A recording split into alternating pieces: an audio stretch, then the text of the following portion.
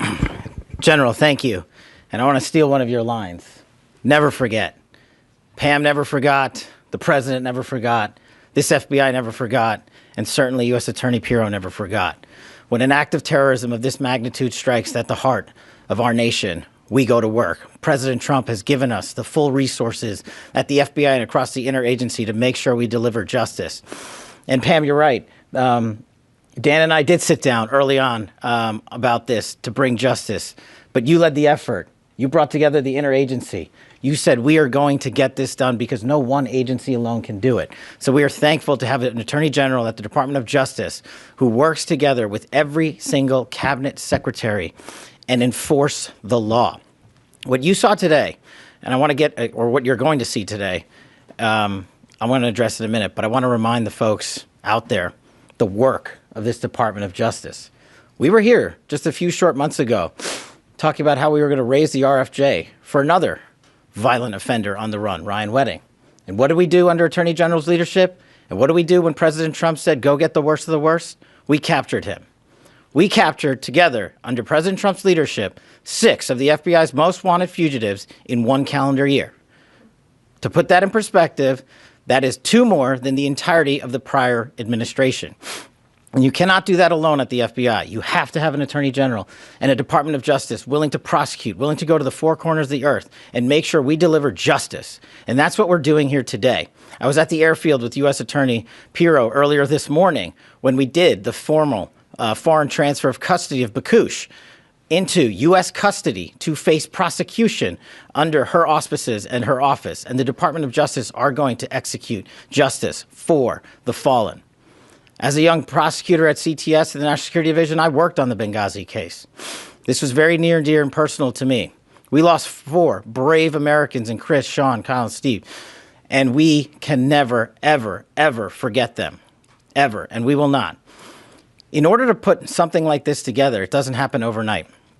The FBI's hostage rescue team, the FBI's critical incident response group, our special flight operations unit, and countless others, along with the agents in the New York field office who never forgot Benghazi and never let the world forget it, endured over a decade to bring yet another terrorist who killed 4 Americans to justice.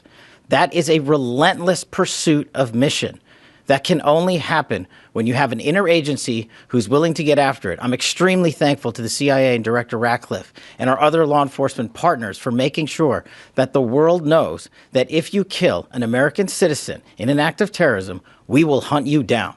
We will bring you to justice, and you will face justice here in America, not in another court and not in any other proceeding around the world, but here. You killed our own, so we are going to take it to the streets to make sure you are held accountable. Once again, I'd really like to thank the entirety of the FBI, headquarters divisions. There are so many moving pieces to actually execute a foreign transfer of custody.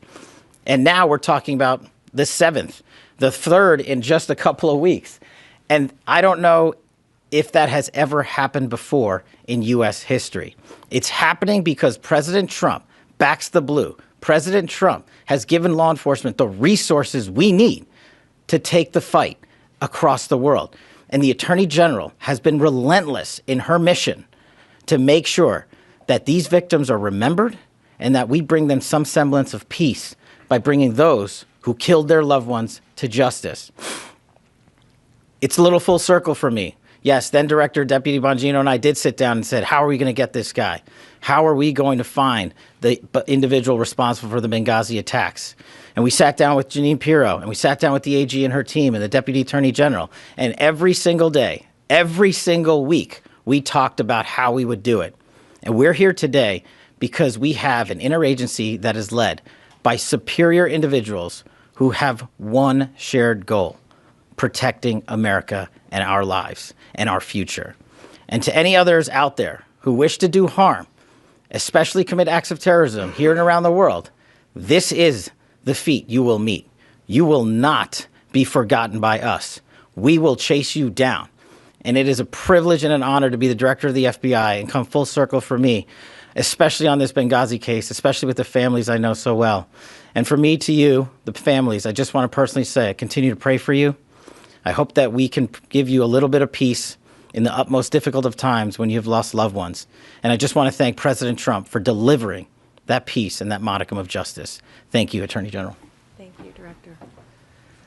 Thank you, Director. And it's now my honor to introduce the woman who will be prosecuting this alleged terrorist, U.S. Attorney Janine Pirro.